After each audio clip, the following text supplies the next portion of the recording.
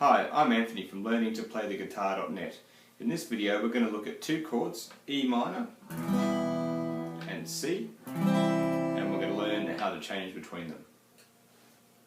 Okay, the next pair of chords we're going to look at here are E minor and C. So we previously looked at E minor and the two ways of playing it, one with fingers 2 and 3, just on the 2nd fret there, on the 5th and the 4th string, like so. Or we also can play it with fingers 1 and 2 as well, so basically doing the same job with different fingers. In this case, I'll probably recommend playing it with fingers 1 and 2 again, because the next chord we're going to do is a thing called C major, which is a diagonal shape, like so. Which this chord's constructed by first finger on the 2nd fret there. So first finger on the 1st fret of the 2nd string, we'll get this right. 2nd finger up to the 2nd fret on the 4th string, and then my 3rd finger is going to stretch all the way out here to the 3rd fret on the 5th string. So we have this shape here. It's sort of a diagonal shape with a gap, I like to call it. So we've got a bit of a gap, nothing on the G, on the 3rd G string there. As I'm trying to angle that a bit better. There you go. Bit of a look at that. So that's the shape of that, and this is the 5-string chord. Sorry, it's also 1, 2, 3, 4, 5 from the 5th string down to the 1st string, which is the one near the floor again, the thinnest one down the bottom there.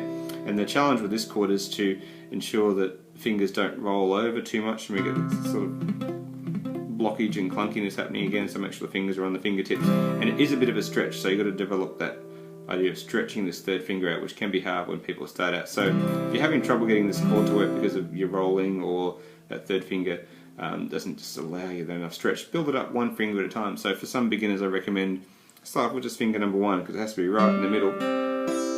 Oops, there, and try and make sure it's really not touching the edge of the finger. So right in the middle there, add the next finger in. So just doing it step by step, just building it up. And then if you can get these, just 2 fingers and 4 strings down. So 1, 2, 3, 4, 4th string down to the 1st string near the floor. Only then, when that's really comfy and working well, then add this other guy in. And you got your 5th string going. So you're sort of bit by bit building it up, you know, just training your hand to get that shape really well. And again, of course, we're always checking individual strings.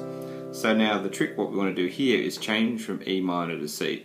So in this case, we'll start with E minor, being the easier chord shape to operate, with fingers 1 and 2 again, as we did before. So you've got your E minor chord, and now what we're going to do is change to C. So 3rd finger comes up, 2nd finger stays the same. So it's, again, you've got a nice anchor pivot point, and 1st finger comes down to the 2nd string down there on the 1st fret. And you've got your C chord. So E minor with fingers 1 and 2, rotating 3rd finger up there, 1st finger down to C.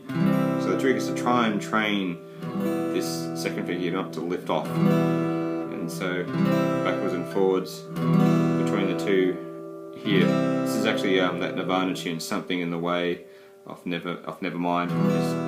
It's just these 2 chords. So not a very happy song, but that's what the 2 chords are, E minor and C for that. So have a shot at that. So again, 10 times a day, did it for a week or 2, and the fingers should be trained to make this shape work for you there as well.